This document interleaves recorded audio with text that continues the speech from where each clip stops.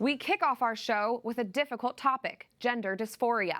Many who struggle with this disorder and choose to undergo surgical procedures often regret their decision. And one law firm based in Dallas, Texas, Campbell Miller Payne, is dedicated to helping those who have fallen victim to the gender-affirming care industry. They're a team of 4 men, and one of them came to the firm via quite the unconventional path. Daniel Sepulveda is a Super Bowl champion, having formerly played for the Pittsburgh Steelers. He was also awarded the title of All-American during his college ball career at Baylor University, and he joins me now. Daniel serves as counsel at Campbell Miller Payne. Daniel, thanks for being here with me. Let's kick it off at the start of your journey into this work. What moved you to leave your esteemed, successful football career and get into law? Well, injuries put directly, but at the end of the day, I feel strongly convicted that it was God's leading and guiding. My parents have told me more than once, boy, Daniel, when God guides you in the bigger decisions in life, he seems to speak very, very loudly. That was certainly true of my football career. And then considering my shift from football to the practice of law, it's no exception. Mm. Um, After football, I decided to attend law school. And I did so at SMU, and then was privileged to take a job at Norton Rose Fulbright, a large international law firm here in the Dallas office, doing corporate finance of all things. And then after 2.25 years of doing that, was fired for not taking the vaccine under a mandate, which is another story for another time, I'm Wow. sure. Mm-hmm. But kicked off this season of searching for um, my next sort of vocation, and I felt strongly about doing something that I felt passionate about.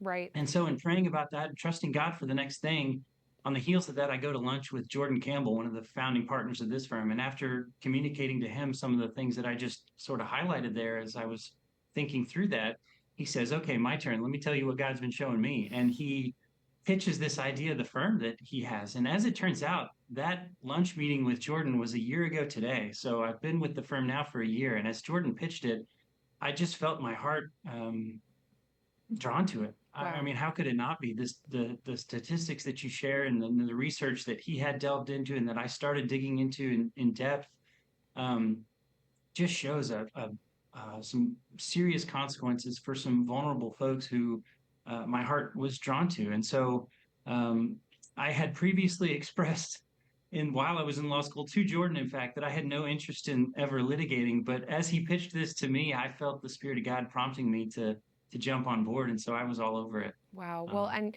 yes, your firm really is filling a gap. These people are often left without help.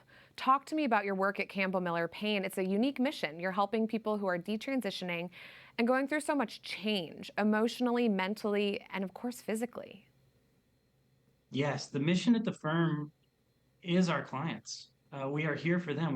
We're here to help them assert their legal rights and to pursue justice. Of course, each of them are individuals and they have their own stories, but generally speaking, they were vulnerable, distressed, depressed, anxious, had any other number of mental health comorbidities when they sought help from medical professionals. Mm.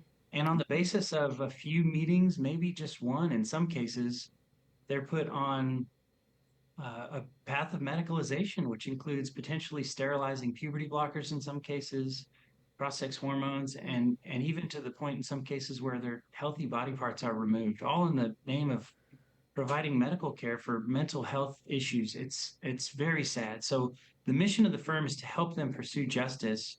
At the same time, we're here to communicate to them that um, they still have dignity, that they are infinitely valued and deeply loved, that while their bodies are significantly harmed, they are more than flesh and bone.